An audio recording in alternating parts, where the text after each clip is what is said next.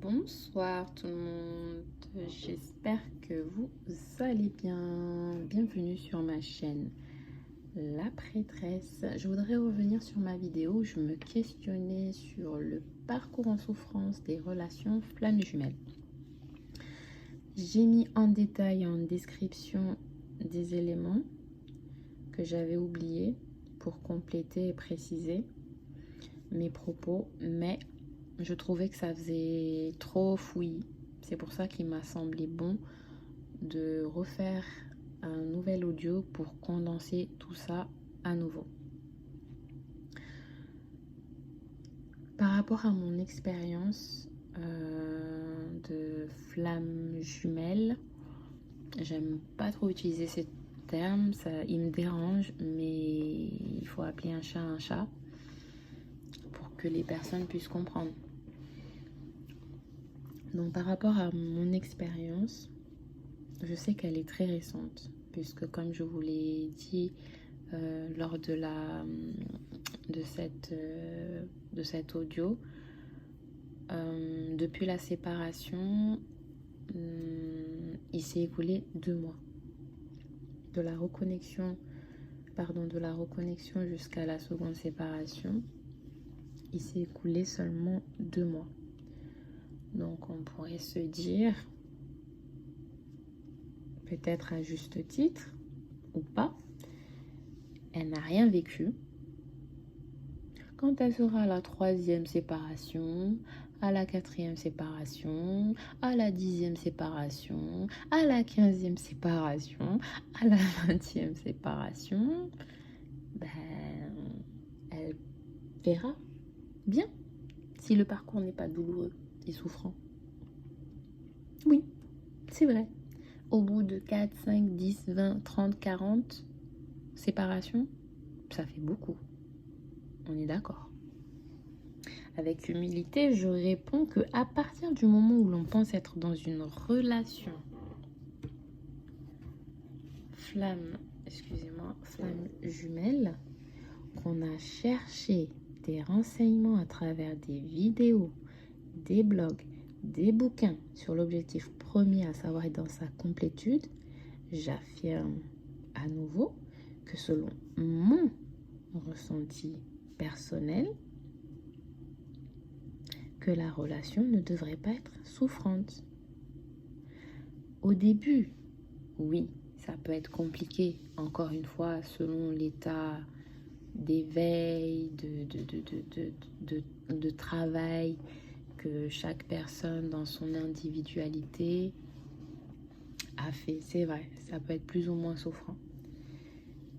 Mais après avoir compris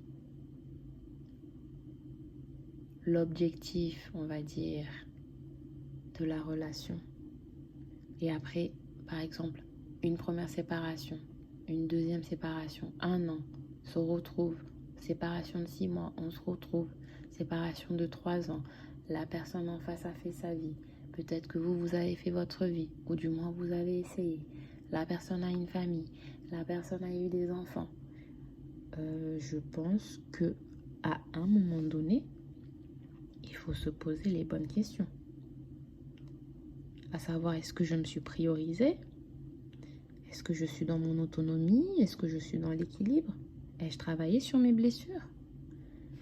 En ai-je guéri? Est-ce que je suis dans ma complétude? Pourquoi j'accepte encore de souffrir? Je le vois, que ça avance pas, voire que ça régresse. C'est toujours la même chose. Pourquoi j'accepte ça? Ce que cette relation nous apprend, c'est de penser d'abord à soi, puis au nous. Chacun heureux séparément dans sa complétude. Voilà. Ça, c'est l'objectif. Si on a, de mon point de vue, encore une fois, si on a vraiment compris et qu'on considère réellement qu'on est dans une relation flamme jumelle et qu'on a cherché de partout des informations, des renseignements, et s'il y a bien un point qui revient, qui est constant, c'est que ce qui est demandé, c'est la complétude, l'équilibre dans son intérieur et son extérieur. C'est ce qui est demandé. Donc à partir de là, si on a compris ça, si chacun a compris ça, chacun est heureux, une fois que nous nous retrouvons, c'est que du bonus. On n'est plus dans une forme d'attente, de demande ou d'espérance. Donc cette relation, elle apprend à se prioriser, à avoir confiance en soi, au bonheur que l'on peut atteindre sans que celui-ci dépende d'un autre.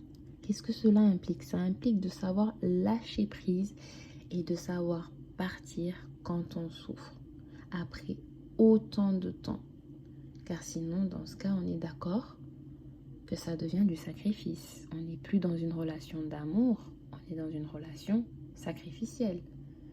D'aucuns diraient que l'amour est un sacrifice à faire. Bon, soit. En tout cas, il serait intéressant de se demander pourquoi je suis dans le sacrifice. Dans la relation flamme jumelle, si on a conscience, après tout dépend de comment les personnes ont conscientisé les choses, bien évidemment. Mais moi, comment je l'ai conscientisé, c'est que on n'est pas censé être dans le sacrifice, la souffrance, la douleur ou le malheur. Absolument pas. On est censé être dans l'accomplissement de soi, dans l'avancée, dans l'éveil de sa personne. Si je ramène ça à moi, avant de rencontrer l'homme que je considère vraiment au fond de mon cœur et dont j'ai la sensation, le sentiment et l'impression qu'il a été créé pour moi, j'étais dans une relation instable, vraiment qui vous enferme, nocive. À la fin de cette relation, et même avant en vrai, je savais que ce que je ne voulais plus reproduire. Vraiment. Il y a des choses, des comportements, des modes de communication que je ne voulais absolument plus reproduire.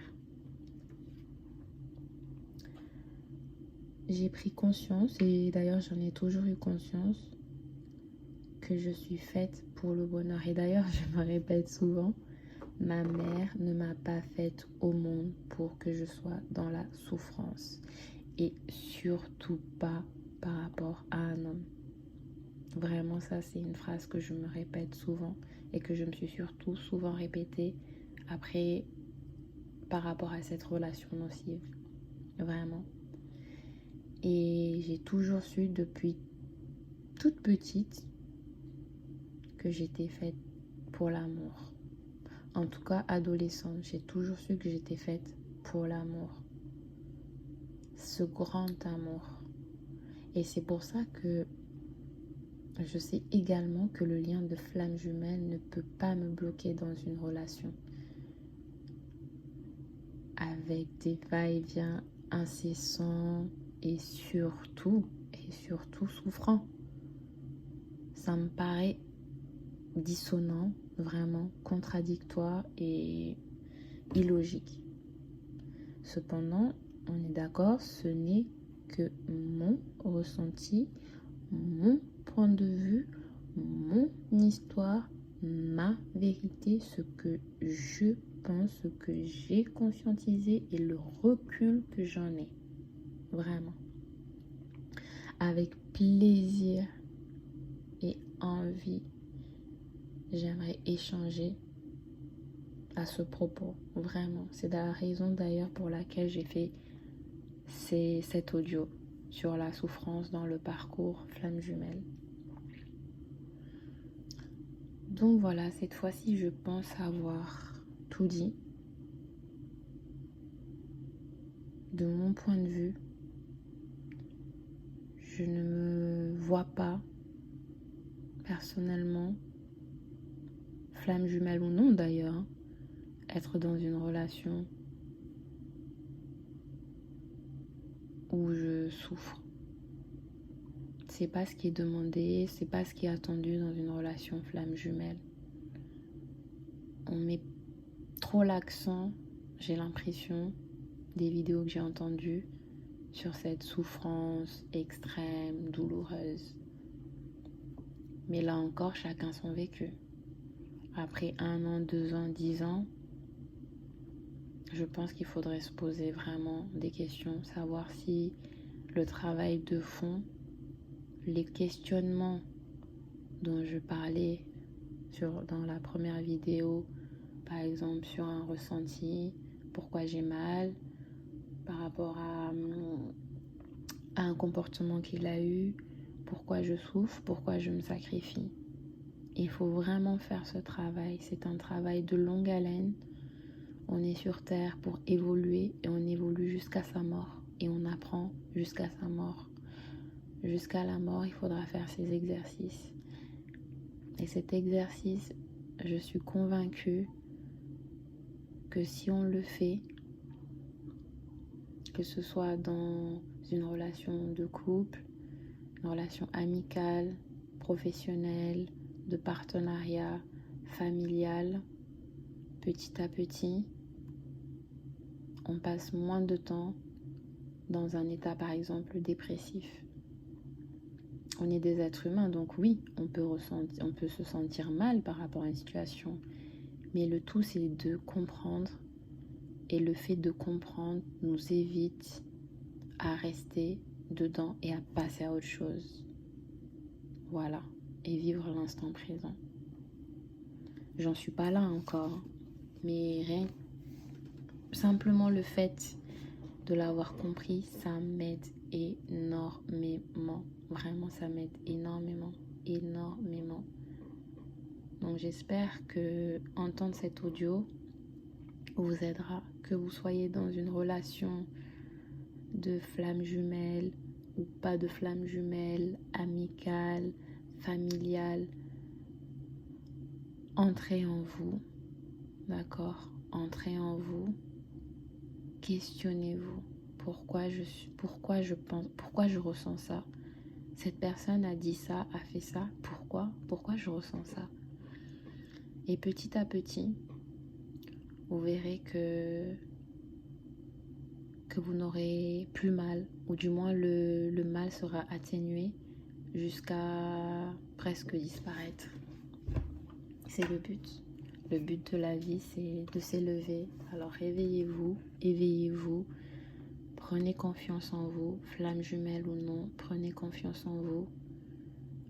Ne vous sacrifiez pas. Si vous sentez que vous êtes dans la souffrance, tant qu'il y a de la souffrance, c'est qu'il y a sacrifice. S'il n'y a pas de souffrance, vous pouvez estimer que vous n'êtes pas dans le sacrifice. Voilà. Et même si vous estimez que vous êtes dans le sacrifice, mais que vous ne souffrez pas, c'est aussi très bien. Voilà, c'est aussi très bien. Mais à partir du moment où vous sentez que vous n'êtes pas vous-même, qu'il y a quelque chose qui cloche par rapport à comment vous vous comportez vis-à-vis d'une personne,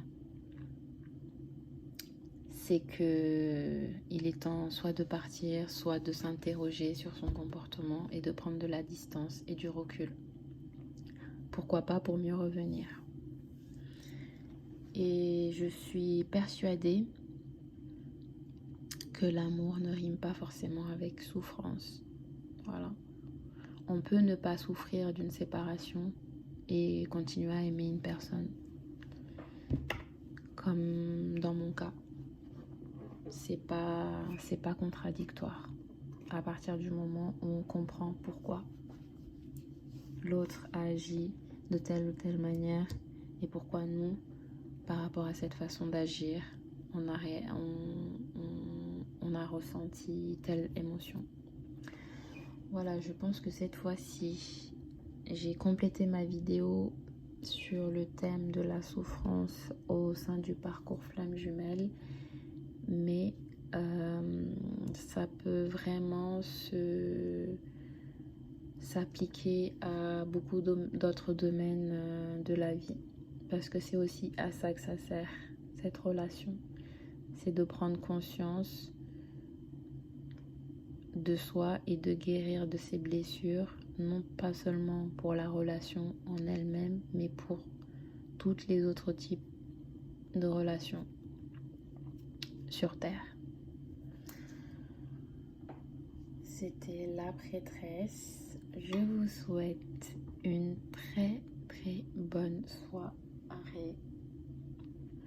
Je vous dis à très vite pour une prochaine vidéo. Bisous.